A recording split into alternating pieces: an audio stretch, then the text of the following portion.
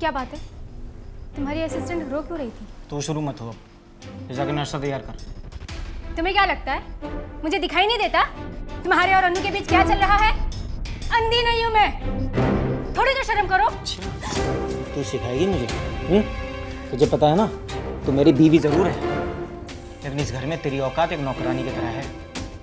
इस घर में रहा कर तो औकात में रहा कर, अगर नहीं रहना तो निकल जाती।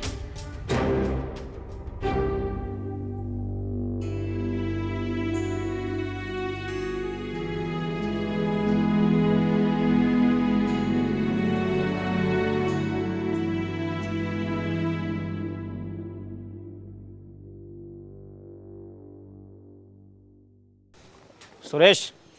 जी साहब। बाईपास से चलना और कुछ खा के चलेंगे। जी साहब।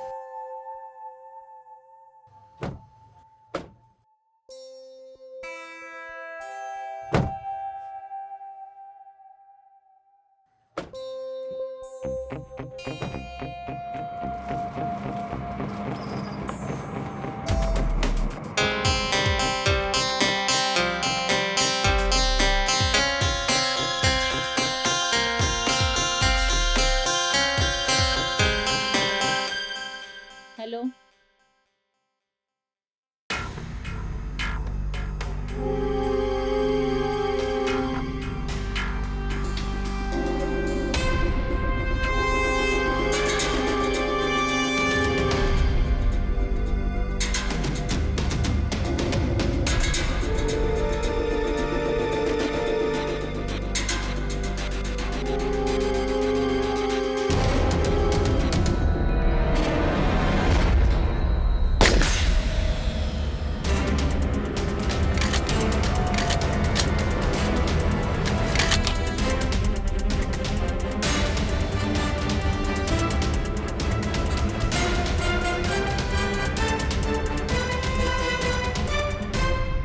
हर इंसान को जिंदगी के किसी न किसी क्षेत्र में ज्ञान और दक्षता प्राप्त होती है और ये उस इंसान की जिम्मेदारी बनती है कि वो अपनी ज्ञान और दक्षता से खुद को और समाज को बेहतर बनाए। लेकिन जब यही इंसान अपनी इसी ज्ञान और दक्षता का इस्तेमाल गलत तरीके से करता है तो जन्म लेता है अपराध। नमस्कार, मैं हूं इंस्पेक्टर विजय सिंह और आपका स्वागत करता हूं अपराध में। शहर के एक बड़े और नामचीन वकील के ऊपर जानलेवा हमला होता है। पूरे शहर में सनसनी फैल जाती है। इस जानलेवा हमले में वकील संजय वर्मा तो बच जाता है, लेकिन मारी जाती है एक बेगुनाह लड़की। क्या पुलिस इन हमलावरों को गिरफ्तार कर पाएगी? आइए देखते हैं।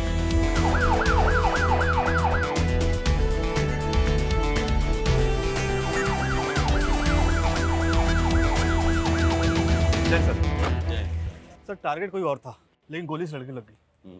टारगेट कौन था? Sir advocate Sanjay. Sanjay criminal है? जी हाँ सर। सर लोगों से मालूम चला है कि संजय जैसे ही अपनी गाड़ी से सिगरेट पीने निकला, एक बाइक सवार ने गोली चला दी। बाइक सवार नकाबपोश था।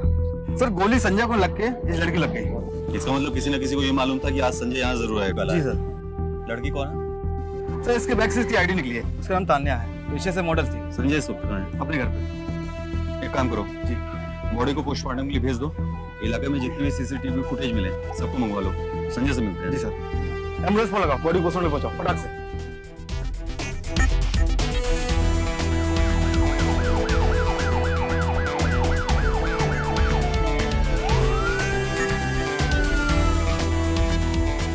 संजय जी, आप शहर के इतने बड़े वकील हैं, अचानक से आप पे हमला होता है, किसी पे शक है आपको? इंस्पेक्टर, ऐसे में किस पे शक करूं? 20 साल के करियर में न जाने मैंने कितने मुजरिमों को जेल भिजवाया है। अब होगा उनमें से कोई ना कोई। नहीं, अगर करियर से अलग हट के बात करें तो आपका किसी से पर्सनल कोई झगड़ा या फैमिली में कोई डिस्प्यूट? नहीं, मेरा किसी के साथ में कोई पर्सनल नहीं है। संजय जी, आप उस लड़की को जानते हैं? कौन? जिसकी मौत हो गई? कौन थी वो? मॉडल थी। नहीं, मैं उसको नहीं जानता था। संजय जी, कहीं ऐसा तो नहीं कि ये जो किलर्स थे वो उस लड़की को ही मारने आए हैं और एक्सीडेंटली आप बीच में आए हो? नहीं नहीं नहीं, ऐसा नहीं था। मेरी गाड़ी कुछ देर वहां पे खड़ी रही थी और उसके बाद ही मैं बाहर निकला, और जैसे ही मैं बाहर निकला वैसे हमलावर ने गोली चला दी। आई एम श्योर वो मुझे ही मारने आया था। सच कहा आपने? वैसे भी एक बेचारी मॉडल की किसी से क्या दुश्मनी हो सकती है? ये इंस्पेक्टर, हमें चाहते हैं कि हमलावर जल्द से जल्द पकड़े जाएं। चाहते तो यही हम भी हैं संजय जी, क्योंकि एक बेगुनाह लड़की का खून हुआ है। हम अपनी पूरी कोशिश कर रहे हैं और हमें पूरा यकीन है कि हमारी ये कोशिश जरूर रंग लाएगी। फिलहाल के चलता हूँ।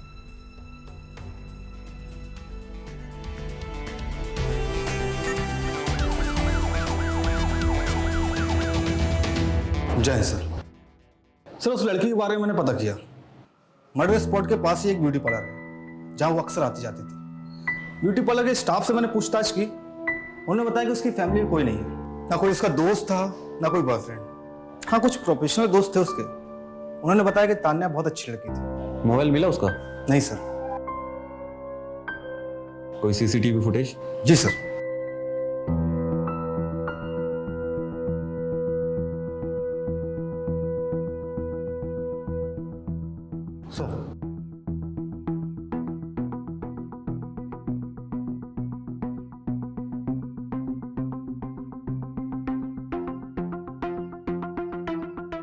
ये जो नंबर प्लेट है ना जी। इसकी पूरी डिटेल्स निकालो आरटीओ से। Okay sir. सर वो संजय का ड्राइवर आ गया। भेजो उसे। जी सर। साहब, संजय साहब आज घर से बिना नाश्ता किए ही बाहर निकले थे, तो उन्होंने रेस्टोरेंट पर गाड़ी रोकने के लिए कहा। वैसे ही हमने किया और साहब जैसे ही गाड़ी से बाहर उतरे तभी एक बाइक सवार आया और गोलियां चलाने लगा। उनमें से किसी को पहचान सकते हो? नहीं साहब, उसने अपने चेहरे को अंगोछे से ढक रखा था और फिर वहां पर भीड़भाड़ बहुत थी तो इसलिए कुछ समझ ही नहीं आया। ये जो तुम्हारे साहब हैं संजय जी, इनकी लाइफ में सब कुछ ठीक तो चल रहा है ना? अरे नहीं साहब, सुबह मेम साहब से झगड़ा हुआ था और इसीलिए वो बिना नाश्ता किए हुए घर से बाहर आए थे। और ये लड़ाइयाँ होती क्यों थी? अरे साहब, संजय साहब रंगीले किस्म के इंसान हैं। उनके बाहर बहुत सारे अफेयर हैं। इसी को लेकर मेम साहब से रोज झगड़ा होता रहता है। मेम साहब को ये सब पसंद नहीं है।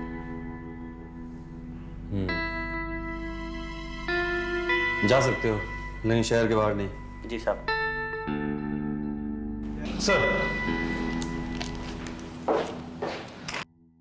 सर आरटीओ के डिटेल के हिसाब से मैं बाइक के ऑनर तक पहुंचा। बाइक के ऑनर ने बताया कि उसकी बाइक 2 दिन पहले चोरी हो चुकी है और पास के ही थाने में उसने रिपोर्ट भी दर्ज कराई है। चोरी जगह के आसपास का कोई सीसीटीवी? जी सर। चलिए देखिए, चोर गाड़ी लेते हुए साफ साफ दिख रहा है।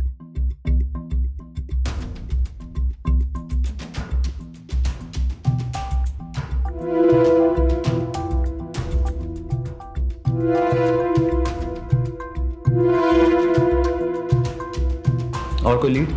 सर अभी तक तो नहीं। कभी को एक्टिव कर दिया गया, जैसे कुछ मालूम चलेगा वो बताएंगे। रवि, इस चोर का पकड़ा जाना बहुत जरूरी है। जी सर। जय सर। जय हिंद।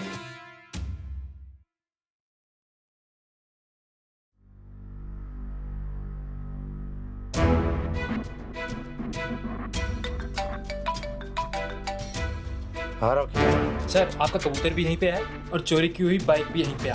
तो वहीं रहो, हम लोग आते हैं।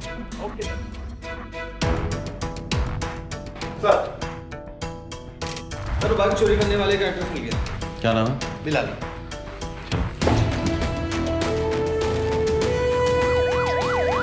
एक गिलास पानी देना।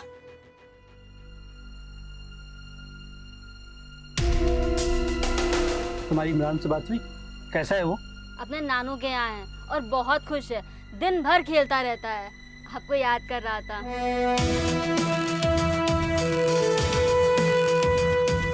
क्या बिलाल, चलोगे नहीं? कहाँ साहब? ससुराल।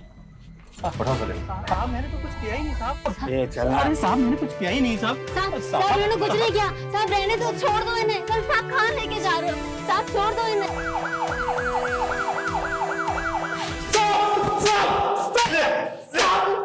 साहब बता रहा हूँ साहब, क्यों मार रहे हो साहब? जब बता रहा हूँ सब कुछ साहब। बता। साहब उस वकील को मारने की मैंने सुपारी ली थी, पूरे 2 लाख रुपए। किसने दी थी? साहब सुपारी एक औरत ने दी थी। उसने ही मुझे फोन किया था, फोन पे सुपारी दी थी और उसने ही मुझे बताया कि वकील कब ऑफिस के लिए निकलता है। और उस दिन मैंने उस वक्त घर से ही पीछा किया। रास्ते में जब गाड़ी से उतरा तो मैंने गोली चला दी। साहब मेरा टारगेट तो वो वकील था, लेकिन बच गया साला। पता नहीं कैसे गोली उस औरत का लग गई साहब। औरत का नाम क्या था, पहचान सकता है उसे? साहब मैंने बताया ना कि मैंने सुपारी ली थी, काहे की पर्सनल दुश्मनी साहब उससे फ़ोन पे ही बात हुई थी, मुलाकात कभी नहीं हुई थी। और उसने मुझे फ़ोन करके बताया था कि पैसे और बैग और फोटो एक पार्क में रखे हुए हैं, और मैंने जाके वहाँ से पैसों का बैग और फोटो उठा लिया था साहब। नंबर क्या था उसका? साहब वो किसी प्राइवेट नंबर से फ़ोन करते थे, वही 2-4 नंबर जो लिखे आते वही आते थे, पूरा नंबर लिख के नहीं आता था साहब। जिस मोबाइल से तू बात करता था मोबाइल का? साहब वो फ़ोन तो मैंने वारदात के बाद नदी में फेंक दिया। साहब मैं सब सच बोल रहा हूँ। तो कुछ तो ऐसा बता जिससे हम औरत को पहचान सके। साहब मुझे जो मालूम था मैंने सब कुछ बता दिया साहब, और मुझे कुछ नहीं पता साहब। सर कातिल तो पकड़ा गया है, अब करना क्या है? रवि, ये जो बिलाल है ना, ये अदना से एक प्यादा है। इस पूरे गेम के पीछे जो मास्टरमाइंड है ना, हमें उस तक पहुंचना है। बिलाल की माने तो उसको ये सुपारी किसी औरत ने दी थी, और इधर संजय और उसकी बीवी सुधा के भी रिलेशन कुछ खास अच्छे नहीं है। एक काम करो रवि, इस सुधा की ना, इसके बैंक डिटेल्स, कॉल डिटेल्स, हर चीज की डिटेल्स, आना जाना, इसकी लाइफ में कौन कौन है, पूरी कुंडली निकालो। Okay sir.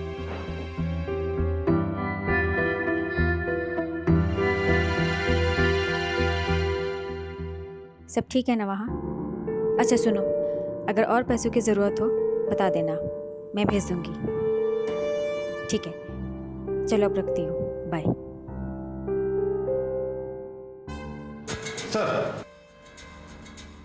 सर ये रही सुधा की कॉल रिकॉर्ड्स और bank detail. Sir call records में कुछ खास नहीं है। एक नंबर है जहाँ पे ज़्यादा बात होती थी, अभी कानपुर कोई हॉस्पिटल है। सर सुधा ने अपने और संजय के ज्वाइंट अकाउंट से 2 लाख रुपए निकाले।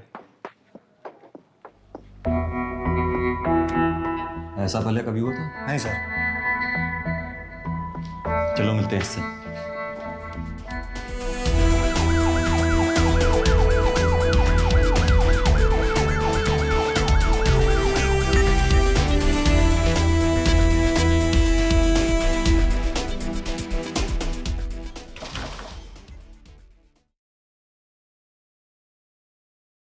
आप लोग? कुछ पूछताछ करनी थी आपसे।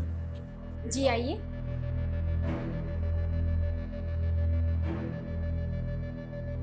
सुधा जी, हमें पता चला है कि आपके संजय जी के साथ आए दिन झगड़े हुआ करते थे, वारदात वाले दिन भी हुए। क्या हम जान सकते हैं कि इसके पीछे का कारण क्या था? अगर आपको ये सब पता है तो फिर संजय जी का कैरेक्टर भी पता होगा आपको। उनका बाहर किसी से अफेयर चल रहा है, तो फिर कौन सी बीवी ये बर्दाश्त करेगी? बस इसी को लेके हमारा झगड़ा हुआ था। बाहर अफेयर और घर में आपको नजरअंदाज करना बुरा तो बहुत लगता होगा आपको, है ना? लगता है बुरा, और बहुत बुरा लगता है, लेकिन इसका मतलब ये नहीं है कि मैं उनको मार सकती। इतना बुरा लगता था तो आप छोड़ क्यों नहीं देती उन्हें? मेरी मजबूरी है, नहीं छोड़ सकती। कहीं आपकी इस मजबूरी के पीछे उनकी प्रॉपर्टी और पैसे तो नहीं है?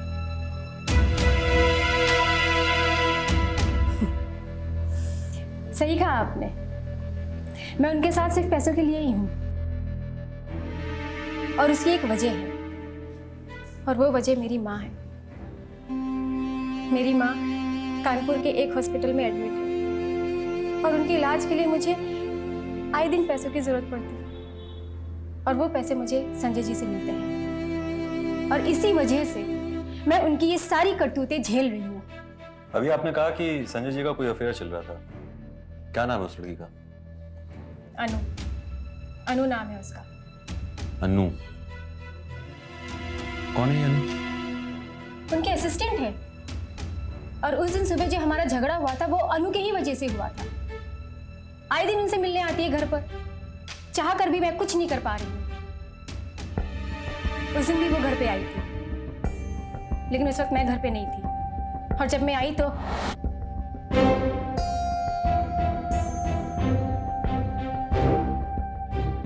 क्या बात है, तुम्हारी असिस्टेंट रो क्यों रही थी? तू शुरू मत हो अब, जाकर नाश्ता तैयार कर। तुम्हें क्या लगता है मुझे दिखाई नहीं देता तुम्हारे और अनु के बीच क्या चल रहा है? अंधी नहीं हूं मैं, थोड़ी तो शर्म करो। तू सिखाएगी मुझे? तुझे पता है ना, तू मेरी बीवी जरूर है, लेकिन इस घर में तेरी औकात एक नौकरानी की तरह है। इस घर में रहा कर तो औकात में रहा कर, अगर नहीं रहना तो निकल जा। उसके बाद वो बिना नाश्ता किए ही गुस्से में ऑफिस के लिए निकल गए। अनु का एड्रेस आपके पास? नहीं। चलो।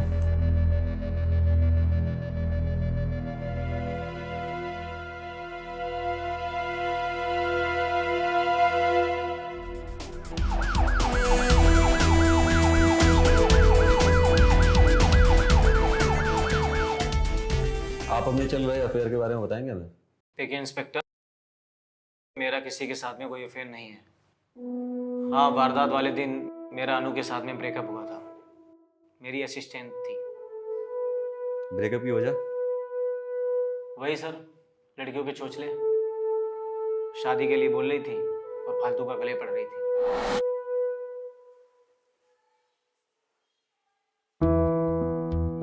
अच्छा संजय, हम शादी कब करेंगे?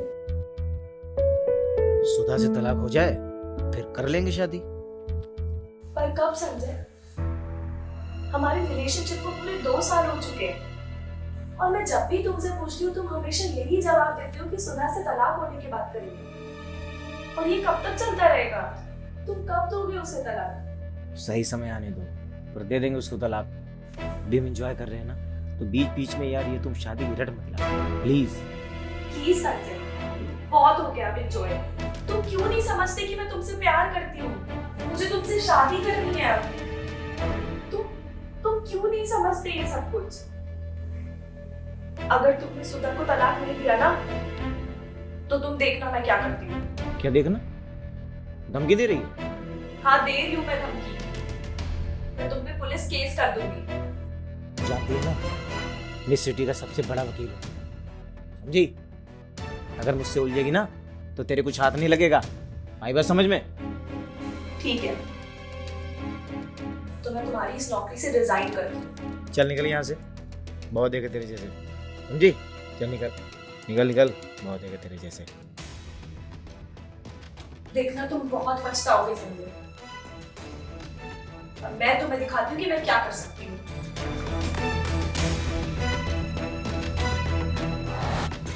तो मैंने इसको शादी के लिए मना किया तो ब्लैकमेल करने लगी, 10 लाख रुपए की मांग कर रही थी। फिर मैंने उसको वहां से भगा दिया, उसने रिजाइन दे दिया। लेकिन अनु ऐसा करेगी ये तो नहीं हो सकता। अब कौन क्या करेगा वकील साहब, ये तो वक्त ही बताएगा। पर वकील साहब हमें तो पूछताछ करनी पड़ेगी। एड्रेस दे दीजिए आप।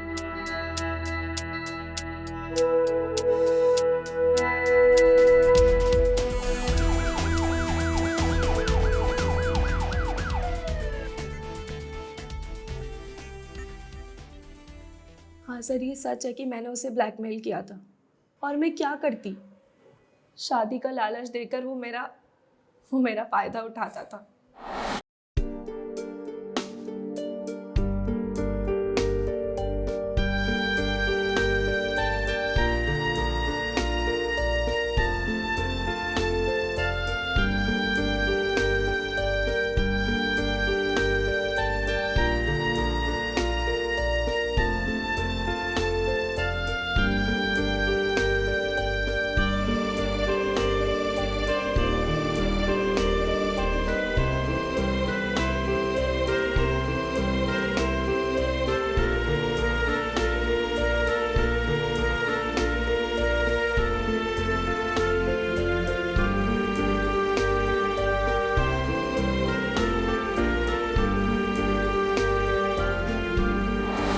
वो शादी करने से मना कर रहा था, तो मैंने सोचा कि क्यों ना उससे कुछ पैसे ही ऐंठ लिए जाएं।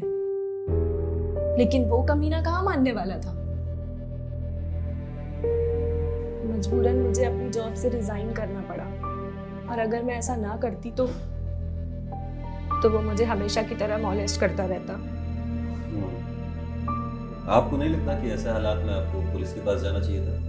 सर, मैं इन सब चक्करों में नहीं पड़ना चाहती थी। और मेरी बदनामी होती सो अलग।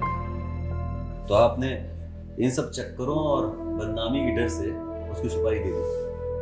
ऐसा नहीं है, मैंने ऐसा कुछ भी नहीं किया है सर। ना तो मेरे अंदर इतनी हिम्मत है और ना ही मेरे पास इतना पैसा है कि मैं किसी का मर्डर करवा सकूं।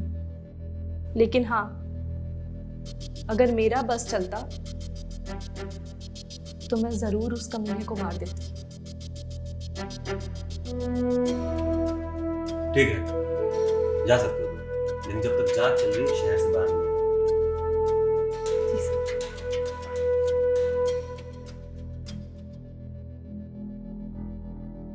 रवि, बैकग्राउंड चेक किया इसका? जी सर, सब क्लीन है। रवि, शहर में एक बड़ी वारदात हो जाती है और हम अभी तक उस वारदात के मास्टरमाइंड तक पहुंच नहीं पाए। एक काम करो रवि, इस केस से जुड़े हुए हर एक इंसान की कॉल डिटेल्स, बैंक डिटेल्स, जो भी इंफॉर्मेशन मिले कलेक्ट करो। मुझे सब जानना है, सबकी कुंडली बनाओ इससे। Okay sir.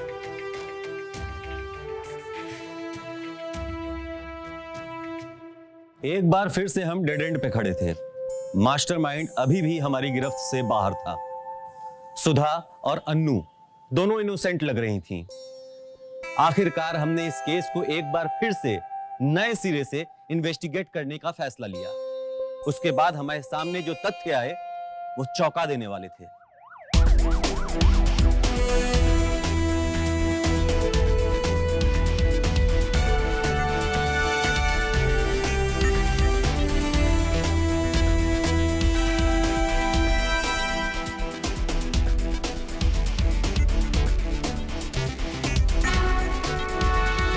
केस भी ऐसे ऐसे आते हैं ना कि कहीं वक्त ही नहीं मिल रहा है जाने का। सर, मैं करता हूं। सर इस केस से जुड़े हुए सभी लोगों पे मैंने एक हफ्ते से नजर बनाए रखी है और सबकी डिटेल में निकाली, लेकिन कुछ खास हाथ नहीं आया।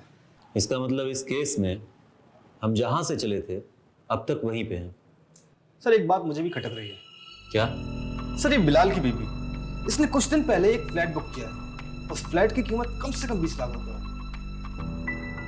जबकि बिलाल की हालत को देखते हुए ऐसा नहीं लगता कि वो 20 लाख रुपए का फ्लैट बुक करा सकता है, क्योंकि अब तक तो वो छोटी मोटी चोरियां करता रहा और वकील की सुपारी इसके जीवन की पहली ऐसी सुपारी थी जब इसे एक साथ 2 लाख रुपए की कीमत मिली। फिर इतना पैसा उसके पास कहां से आया सर? ये तो इसकी बीवी हिना ही बता सकती है। उसकी फैमिली में और कोई है? सर उसका एक बेटा है 10 साल का, इसका नाम इमरान है। फिलहाल वो अपनी नाना के साथ रहता है।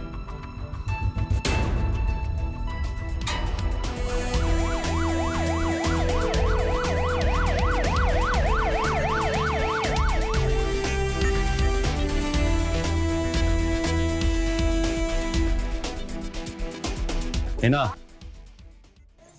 सब आप लोग? हाँ हम लोग बड़ी जल्दी में कहाँ जा रहे हैं? देखो हिना, बिलाल ने जो किया है ना, उसके बाद एक बात तो कंफर्म है कि उसको जेल जाना ही पड़ेगा, वो भी लंबे समय के लिए। लेकिन अगर आपने हमें सच्चाई नहीं बताई तो पुलिस को गुमराह करने के जुर्म में और बिलाल जैसे अपराधी का साथ देने के जुर्म में आपको भी अंदर जाना पड़ेगा, और फिर आपका बच्चा इमरान अनाथों की तरफ भटकने लगेगा। इसलिए बोल रहा हूँ, जो भी सच है बता दो। साहब मुझे कुछ नहीं पता। यही उम्मीद थी। बोल, सच बोल। साहब नहीं पता मुझे। नहीं पता? इसको थाने ले चलो, वहां पता चलेगा। नहीं साहब, मैं सब बताती हूँ। वैसे तो मुझे कुछ ज्यादा नहीं पता, लेकिन बिलाल ने मुझे बताया था कि उसने एक बहुत बड़ा काम पकड़ा है जिसके उसे बहुत सारे पैसे मिलेंगे। अरे सुनो, मैंने गोल्डन पार्क में फ्लैट बुक किया, 18 लाख रुपए का है। इतना महंगा फ्लैट? बिलाल पैसे कहाँ से आए? एक बहुत बड़ा काम मिला है, तुम पैसों को फिक्र मत लो, बहुत पैसे आने वाले हैं। सच बोल रही हो ना? साहब इससे ज्यादा मुझे कुछ नहीं पता। ठीक है, चलो।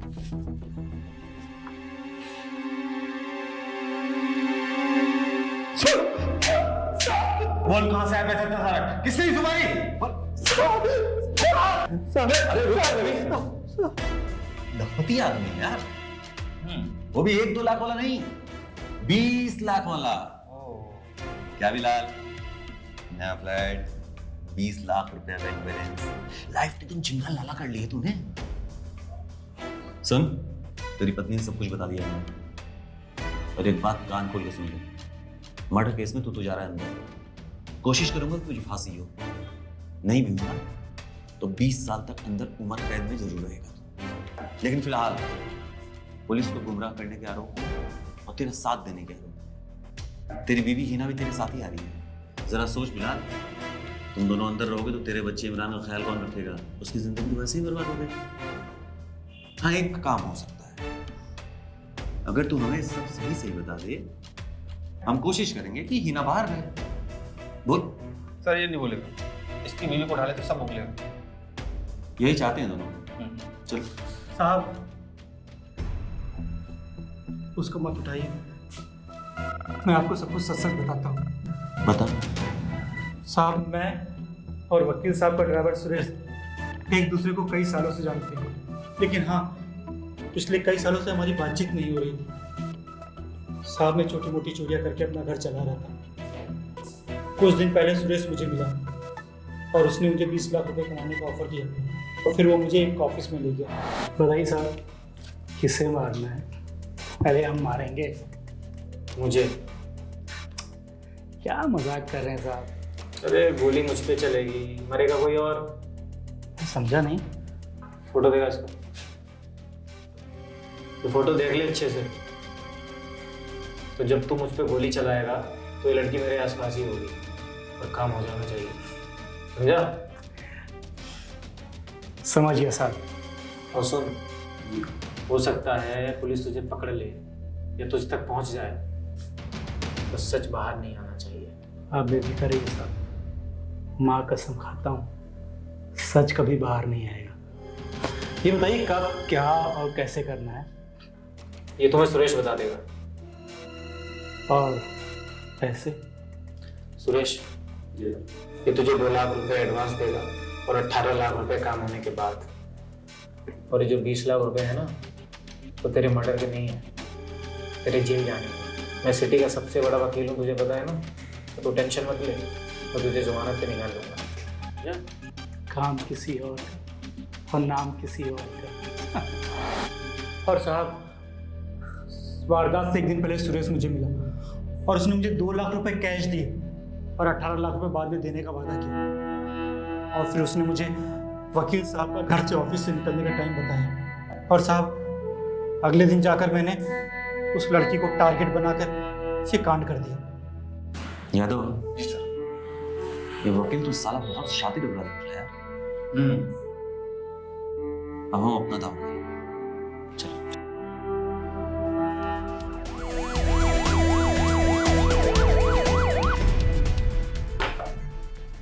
इंस्पेक्टर, आप अरेस्ट करने आया। क्या बकवास कर रहे हो?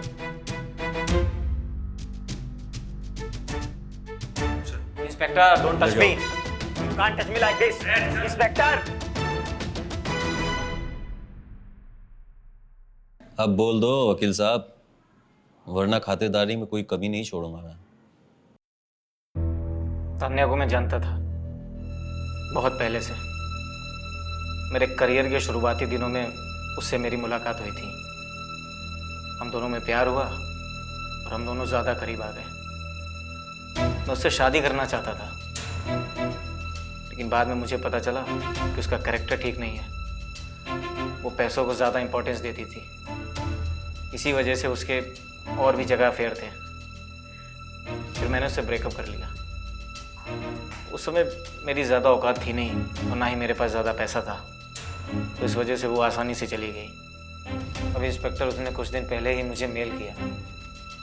उसके पास मेरा नया मोबाइल नंबर तो था नहीं, हाँ पुरानी मेल आईडी थी, तभी उसने मेल किया। इंस्पेक्टर, उसका मेल मिलने के बाद मुझे उसके साथ बिताए हुए पुराने दिन की याद आ गई, तो उसने मुझे मिलने बुलाया तो मैं चला गया। वहाँ पे हम इंटीमेट भी हुए, और वहाँ मुझे पता चला कि वो तो पहले से भी ज़्यादा बहुत कमीनी हो गई है। मुझसे 50 लाख रुपए की मांग कर रही थी। उसको पैसे देने के लिए मैंने उससे कुछ वक्त मांगा, और इसी दौरान मैंने उसको मरवाने का प्लान बनाया। और मैंने अपने ऊपर हमला इसलिए करवाया ताकि कोई मुझ पर शक ना करे। और मैंने बिलाल को भी ज़्यादा पैसे इसलिए दिए थे ताकि वो सच ना बोले, लेकिन साला वो भी गद्दार निकला। अच्छे वकील के साथ साथ व्यवसायी बहुत अच्छे निकले वकील साहब। 50 लाख का काम 20 लाख में सलटा दिया। प्लान बहुत अच्छा था आपका। अब जेल में बैठो और प्लान बनाओ कि वहां से बाहर कैसे निकले।